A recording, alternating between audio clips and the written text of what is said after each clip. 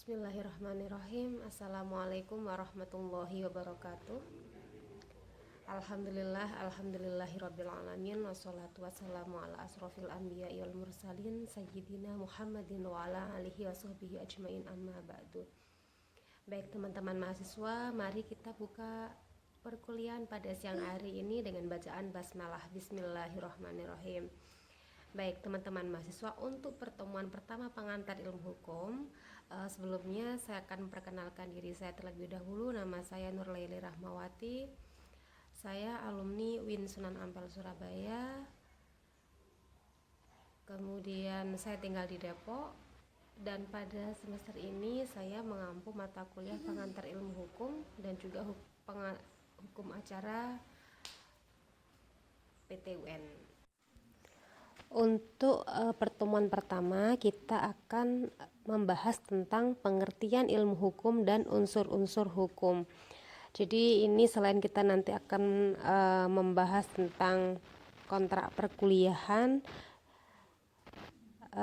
ini hanya dasar saja. Nanti kita akan bahas apa sih pengertian ilmu hukum, kemudian hukum itu sendiri dan unsur-unsur hukum.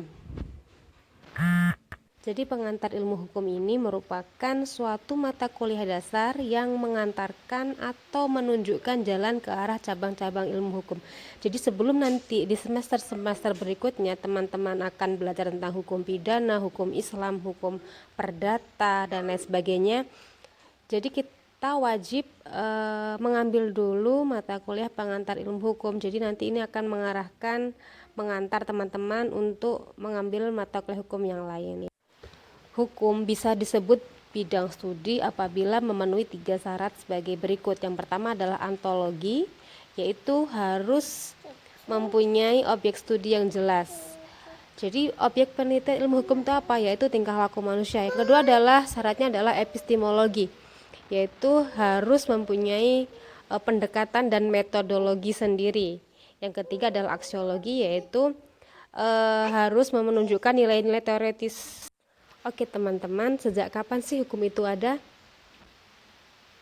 Oke, jadi kita mengenal adanya kaidah ubi ius ubi societas, di mana ada hukum, di situ ada masyarakat, ada hukum, ada masyarakat. Jadi di tengah gurun pasir Sahara yang tidak ada manusia, maka tidak ada hukum. Tidak diperlukan adanya hukum.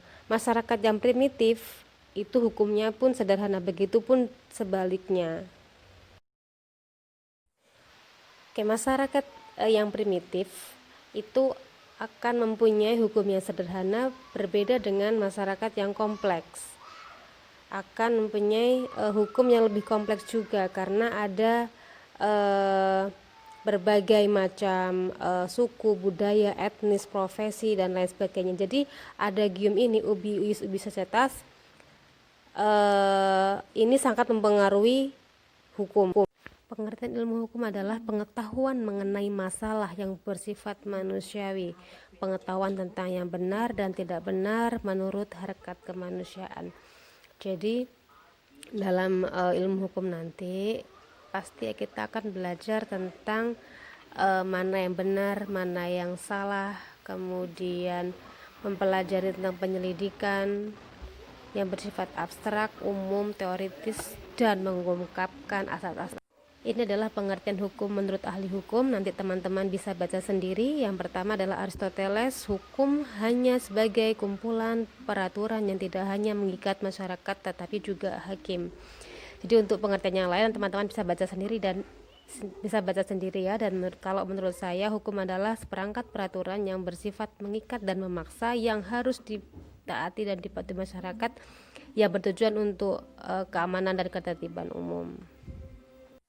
Unsur-unsur hukum ini ada 2, yaitu unsur real dan unsur ideal. Unsur real sifatnya konkret, yaitu bersumber dari lingkungan di mana manusia itu hidup, misalnya tradisi atau sifat-sifat yang dibawa sejak lahir dengan perbedaan jenis.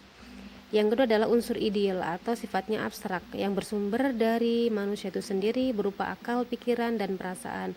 Misalnya peraturan hukum yang bersumber pada akal pikiran manusia disebut pengertian, sedangkan yang bersumber dari perasaan manusia disebut asal.